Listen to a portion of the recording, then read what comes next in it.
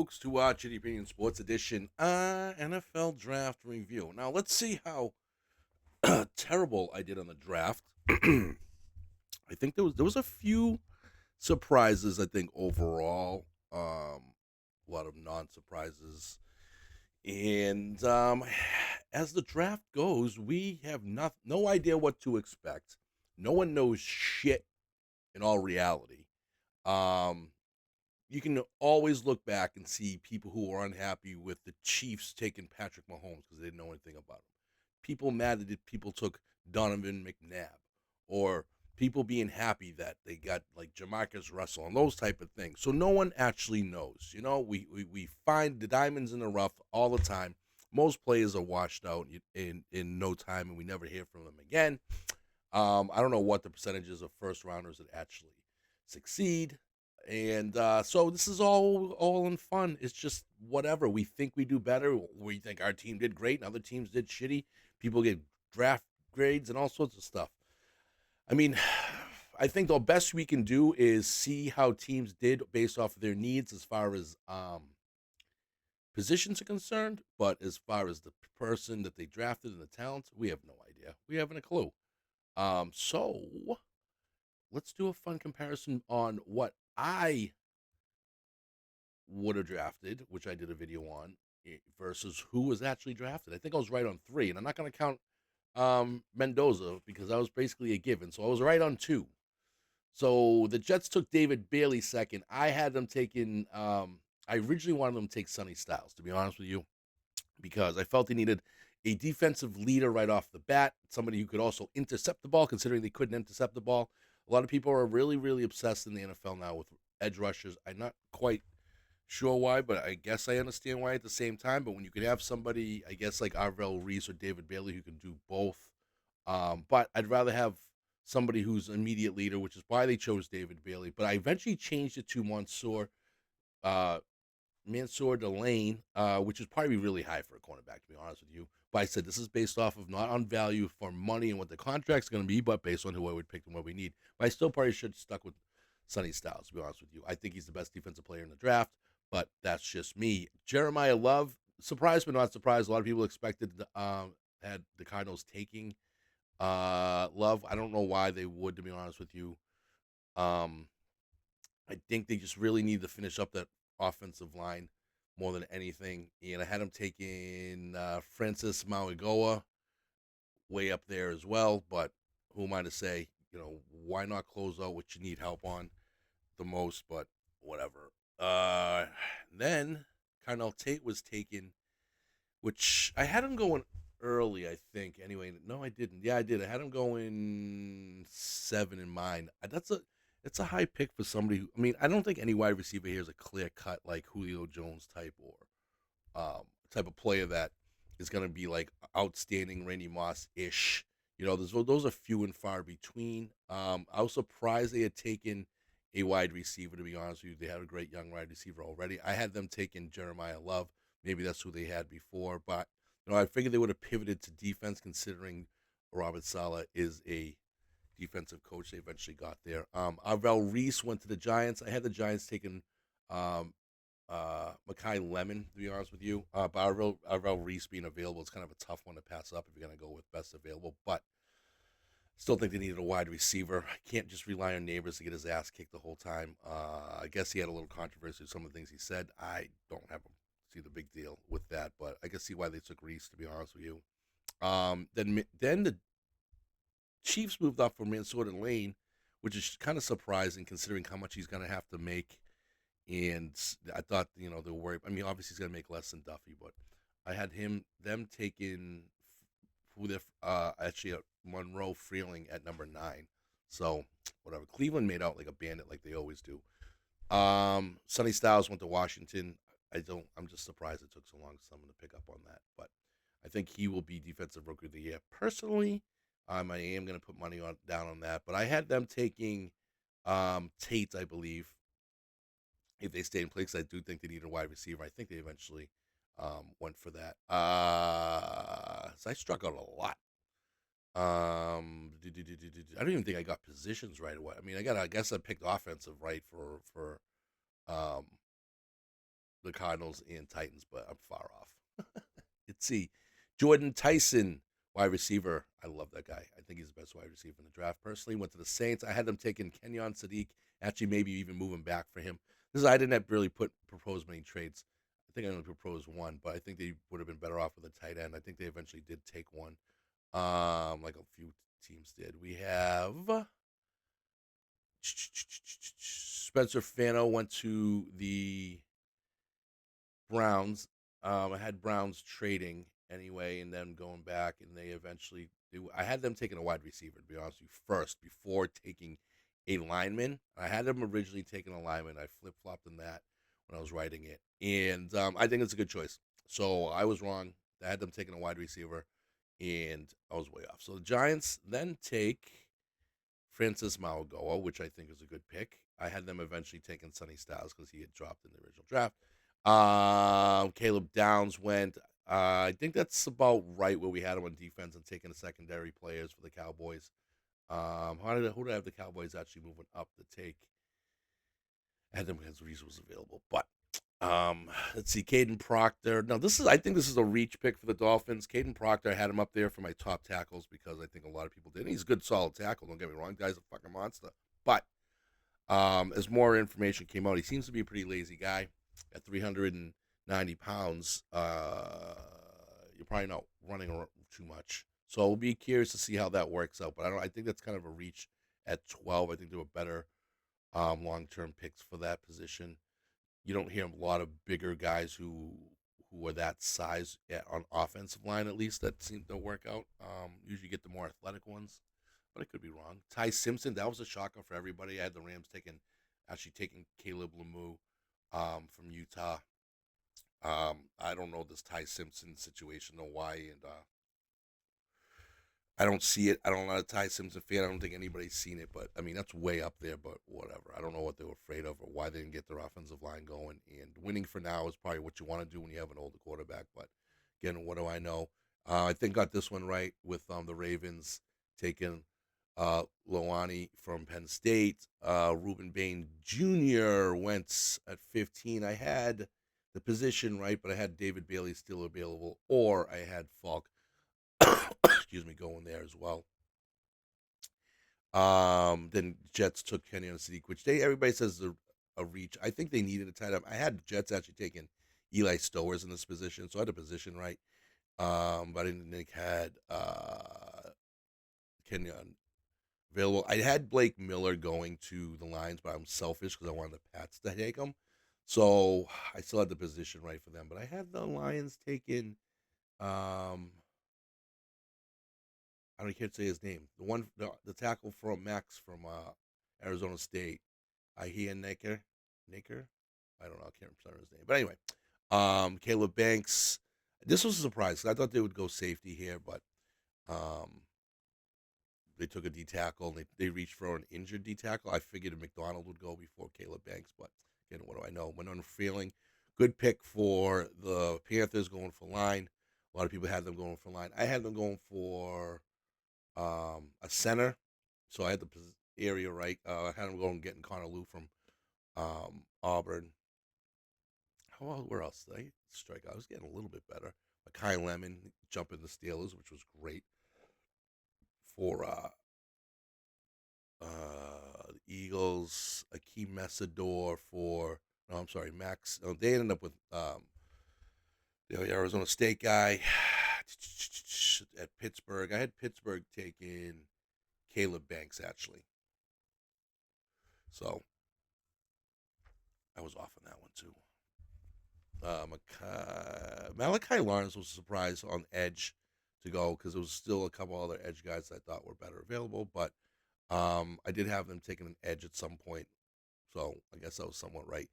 They did finally take a wide receiver for the Browns, and what did I have the Browns taking? I had them going secondary. Had him taking Avion Terrell, who didn't go until way down, I think, in the fourth round, which was crazy. Dylan Thieneman went to the Bears. They're going to be good having him. I had the Bears taking a D lineman, so at least it went defense. Uh, I don't even know who this kid is. This that the Texans took, Kalen Rutledge. I never heard of him. So I don't know if they had some sort of infringe. He never came across anything that I was looking at. So that might be the diamond in the rough. No idea. Chris Johnson, cornerback, San Diego State. He's really good. He wasn't on my list, but the Dolphins did well with that. Pats took Caleb Lemieux, which I'll get into, and then Peter Woods, and I just struck. Oh, and I got Jadarian Price correct. Keldrick Falk was what I thought was going to go to the Bucks.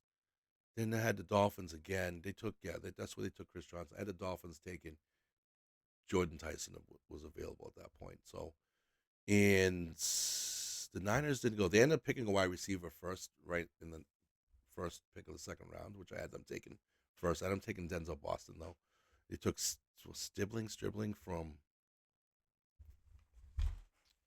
Ole Miss. I don't know. Anyway, so I'm gonna get into what the AFC East has done. I'm gonna start with New England, of course. Now we're gonna go position by we'll go by alphabetical order as this is done. How about that? Buffalo won a lot of defense, which is not a shocker. T.J. Parker from Clemson, good pick. Cornerback. Anybody from Ohio State's probably gonna be good on defense. To be honest with you, and they went offensive line. Jude Bowery from local BC, and they went for another wide receiver. But they went linebacker, D back, D tackle, cornerback. So they went heavy on defense, which I feel they needed. Going against them all the time. So that's not a surprise. And I mean, again, I can't go over each guy individual. I'm not gonna pretend I know who these all these guys are. Like I watch where they, every game they played. Um, but I think going defense was smart for them. I'm not gonna get into rankings and position groups and all that stuff. So they get a new head coach. Everything changes with that. Miami went. I didn't realize they had so many fucking picks.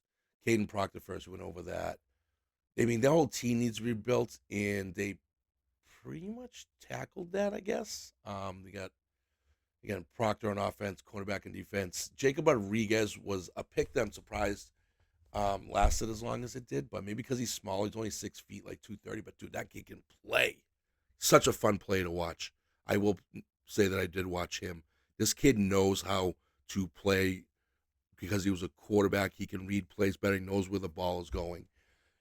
I think they lucked out with getting him, to be honest with you. But again, what do I know? He's a little undersized. But I mean, if you play bigger than you are, then who cares? Wide receiver Caleb Douglas, also from Texas Tech. Yeah, they got a tight end. But again, tight ends are so few and far between. You're going to get really, really good tight ends. So, every year there's one, and that's it. But there's anybody who's super special, like a Kelsey or a Gronk, or anybody along those lines who can do both so well? No. Those are, again, few and far between. Um, but they rebuild everywhere, it seems, a couple linebackers, safety. So, I mean, I think the Dolphins are on a good start, but I don't expect much from them. Dolphins fans will beg to differ, I'm sure. And they've been miserable for quite a while. So we'll go to the Jets before I get to New England. Jets, I had a great first draft. David Bailey, great pick. Kenyon Sadiq, I still think is a good pick. I don't know why people are hating on it, but what the hell? Like I said, what do I know? Omar Cooper Jr., good pick at wide receiver. Another thing, I thought Kenyon Sadiq for them was going to take from the wide receiver, then picking a wide receiver and kind of go more defense at 30, and then they can pick a wide receiver later. But I don't know. They ended up with two Indiana guys. Didn't realize that. Um, I mean, quarterback doesn't really matter. You're just doing that for backups, and a D tackle, which he definitely needed. I figured they would have gone. Yeah, like they might have been kind of probably moved some of these around, but no. Either way, I figured they would have got definitely more receiving tight end. That's why I had them taking. Um, had them take in Stowers because he's just more of a catch guy and can probably bulk up and learn to block, but he's very experienced. But again, what do I know? Let me get to I gotta scroll way up here. You can go to talk a little bit more intimately about the Pats. People bitching. I hate Boston media because they just bitch about everything. They're never fucking happy. Caleb Lemieux I think, is fine. He played obviously mostly left tackle. Obviously, they want to find something. I want him to get Blake Miller, and because he's just a right tackle, and maybe they don't see faith in Campbell, and so they might bump Campbell to learn how to play left tackle or guard, right tackle or guard, which is fine if he can learn. He seems like a kid who wants to do well. He got picked high enough. He sure to hell better do well. But I mean, even his rookie numbers, people want to shit on him in his rookie numbers, rookie season. If you can, I saw a nice comparison shot to elite tackles in the past, I think 10 or 15 years in their rookie seasons, and he was pretty much up there with some of the actually I will call them the greats. And so it's just you can have a bad rookie season and still learn it. Welcome to the NFL. I mean, you are a there's very few linemen who work out right off the grip. There's very few. We hear all the time teams in uh, getting shit on for their offensive line play because no one pays attention to the offensive line. And when you're going against bigger, faster dudes every week in and week out, it's tough. I mean, it's got to be. And so you have to be extra skilled and extra fast and extra everything to be able to pay attention to those guys. So no, I don't. You only hope that everybody's going to work out right off the grip. Doesn't mean they're going to. Give it a little time. So I have faith in them trying to make it work and them figuring it out.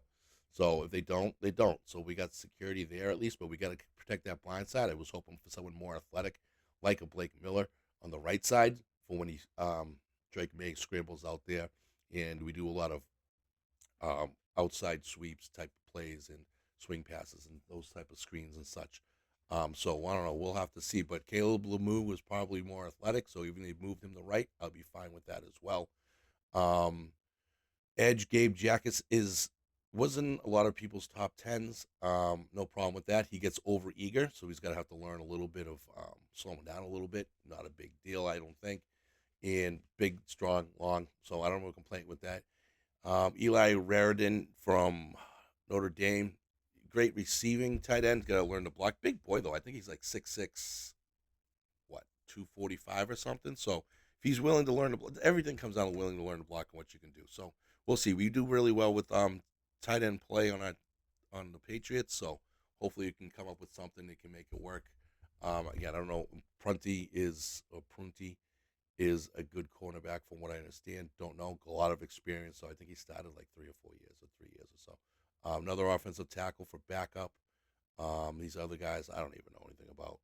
To be honest with you, Jim Miller, he's built like a pro, but doesn't play like one. So we'll see where that goes. So I mean, they cover every spot that they need, and they spent a lot of draft capital on making sure that Drake May is protected, which is great. I thought we'd pick up a wide receiver somewhere in there. I mean, you know, even in a later round, but it is what it is. Apparently, they believe in taking wide receivers off the market instead, if that's what they expect to get out of AJ Brown. But it still would have been nice to have a nice security blanket in there and a guy you never know. There was a guy available, didn't have much experience. He came from a smaller school. He was like 6'6" and fast. I was like, get the 6'6" guy in fast and teach him. Maybe he can learn something. You never know. That would have been fun to have a fucking wide receiver who's over 6'1" for a change. But whatever. So anyway, that's my picks on that. My shitty first round picks in matching with that. But again, overall, I don't expect much from every single player in everybody's drafts. I don't see, there was a lot of like late picks that teams got and they worked out with that worked out. A lot of free agents that pop up out of nowhere that you never knew of. I mean, looking at a lot of these, I don't know, Carson Beck, I guess, in the third round, surprising. I don't know what they're expecting out of him. Avian Terrell at 48 was a surprise, and Zachariah Branch isn't bad. What else we look at quick? Zion Young, they let the draft fall to him, but I mean, again, he had a little off-field issue, so who knows? Elijah Surratt at 115, he could be a decent guy too. They end up to the tight end as well when this was around the time when the tight ends were going, so that's not really a surprise. They kind of needed tight end depth again. We went to do them. Bears did great with Dylan.